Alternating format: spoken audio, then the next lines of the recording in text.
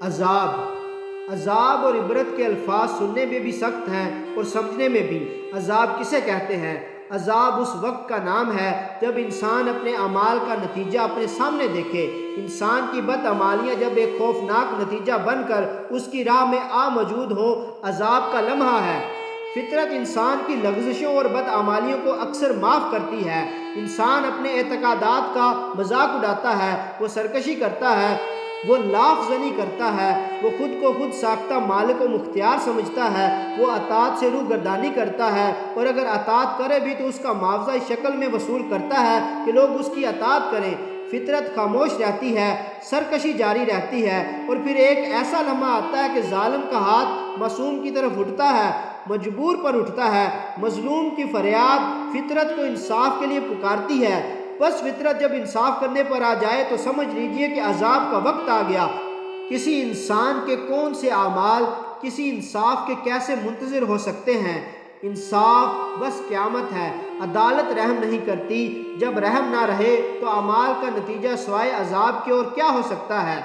عذاب کے لمحات محاسبے کے لمحات ہیں، عبرت کی گھڑیاں ہیں، قیامت کا منظر ہے۔ عذاب کا وقت وہ وقت ہے جب انسان سے دعائیں چھن جائیں، جب انسان گتھیوں کو اپنی عقل سے سلجھانا چاہے اور عقل سے وہ گتھیاں مزید الجھ جائیں، تو سمجھ لیجئے کہ عذاب قریب ہے۔ عقل اور صرف عقل، طاقت اور صرف طاقت مسائل کا حل نہیں دے سکتے جب تک اس کا فضل حاصل نہ ہو۔ ہمارے تمام کام اور ہمارا تمام حاصل ہمارے لیے عذاب لکھ رہے ہیں۔ ہم خود اپنے لیے اپنے ہاتھوں سے عذاب لکھتے ہیں۔ یتیم کا مال کھانے والے کتنی خوش فہمی میں مبتلا ہوتا ہے کہ اسے کوئی روک نہیں سکتا۔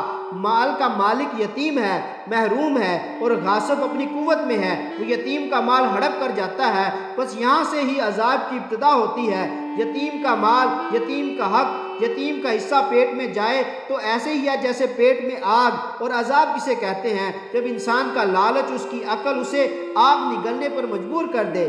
عذاب کو ہم خود ہی دعوت دیتے ہیں۔ ہوس زر پرستی ابتدائے عذاب ہے۔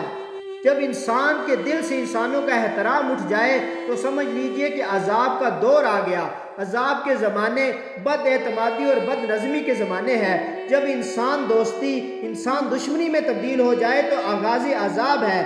انسان جب انسانوں کو خوف زدہ کرے یا ان سے خوف زدہ رہے تو اور عذاب کیا ہے؟ تعجب تو یہ ہے کہ ہر انسان ہر دوسرے انسان کو بری نگاہ سے دیکھے، اور افسوس تو یہ ہے کہ کوئی کسی کا پرسان حال نہ ہو۔ ہر طرف کیل و کال ہو اور حال یہ ہو کہ بس برا حال ہو۔ ہر طرف مسیحاؤں کا ہجوم ہو اور مریض دم توڑ رہا ہو۔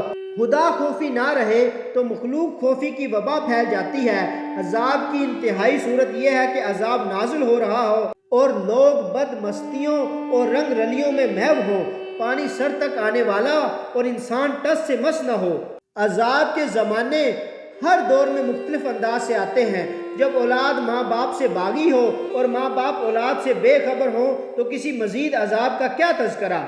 آج کے انسان کے لیے آج کا عذاب ہے۔ آج کی بدعمالیاں آج کی سزا کی منتظر ہے۔ جب انسان کے پاس آسائشیں ہوں اور سکون نہ ہو تو عذاب ہے۔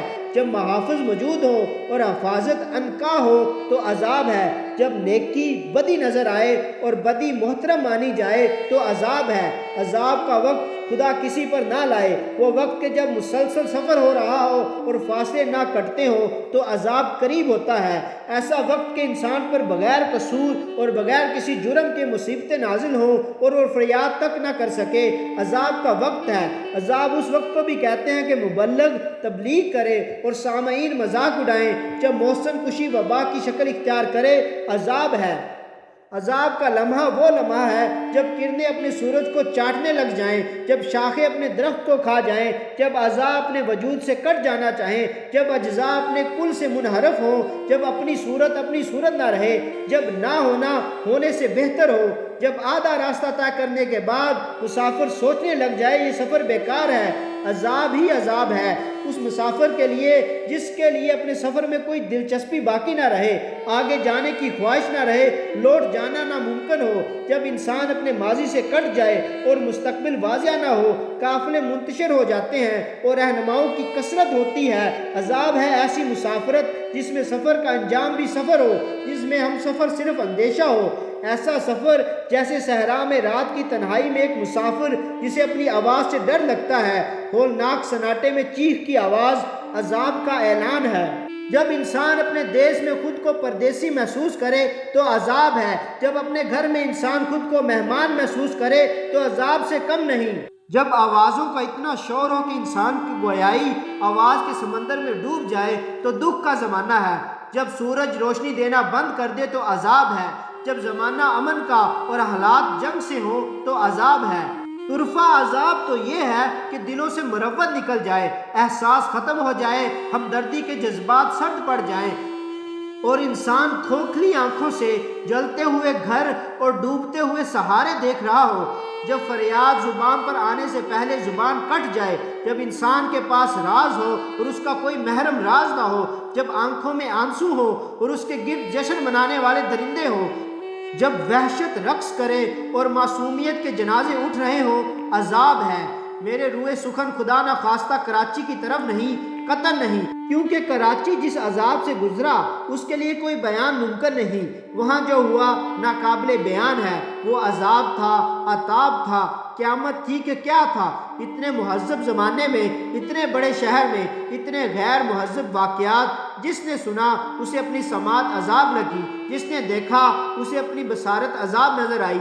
ایسے واقعات سننے سے بہتر ہے کہ ہم بہرے ہو جاتے، ایسے واقعات دیکھنے سے بہتر تھا کہ ہم اندھے ہو جاتے۔ اشرف المخلوقات میں درندگی عذاب کی نوعید ہے۔ کس نے کیسے یہ سانحہ لکھا، اس سے بحث ہمارا کام نہیں۔ ہم یہ دیکھتے ہیں کہ ہماری تاریخ کا تازہ زخم کراچی کا سانحہ ہے۔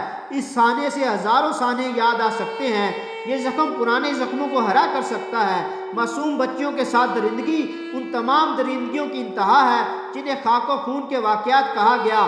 عذاب یہ نہیں کہ کیا ہوا، عذاب تو یہ ہے کہ اس واقعے کے پیچھے کیا ہے اور اس سے آگے کیا ہوگا۔ طوفان گزر جائے تو بھلا، اگر طوفان رک جائے تو خطرہ موجود ہوتا ہے۔ آگ بجھ جائے تو اچھا، ورنہ دبی ہوئی آگ زیادہ خطرناک ہو سکتی ہے۔ کہیں نہ کہیں کچھ نہ کچھ ہے۔ ہم پہلے بھی حادثے سے گزر رہے ہیں، بازو کٹ چکا، اب حادثے کیا چاہتے ہیں ہم سے؟ کیا ہمیں مایوسی کے حوالے کیا جا چکا کہ ہم پر وبائیں نازل ہیں؟ کیا ہم پر توبہ کے دروازے بند ہو چکے کہ ہم سے دعائیں چھن جا چکی ہیں؟ کیا ہم بھول گئے کہ ہمارے دروازوں پر بیرونی خطرات بھی دستک دے رہے ہیں؟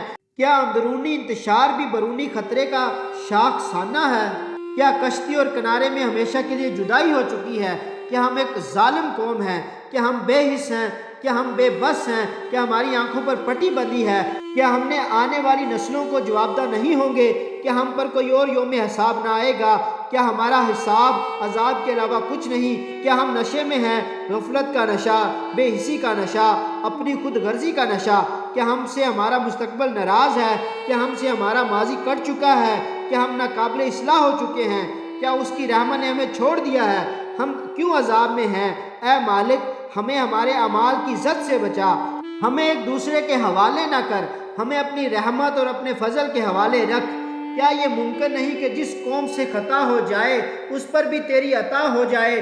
ہو تو سکتا ہے۔ تو اگر چاہے تو رات سے دن پیدا ہو، مردہ سے زندہ پیدا ہو، خزاؤں سے بہار پیدا ہو، نفرت سے محبت پیدا ہو۔ تو چاہے تو مدم روشن ہو جائے۔ ہمارے مالک، ہم پر اپنی رحمت کے دروازے کھول، ہمیشہ کے لیے ہمیں عذاب سے بچا۔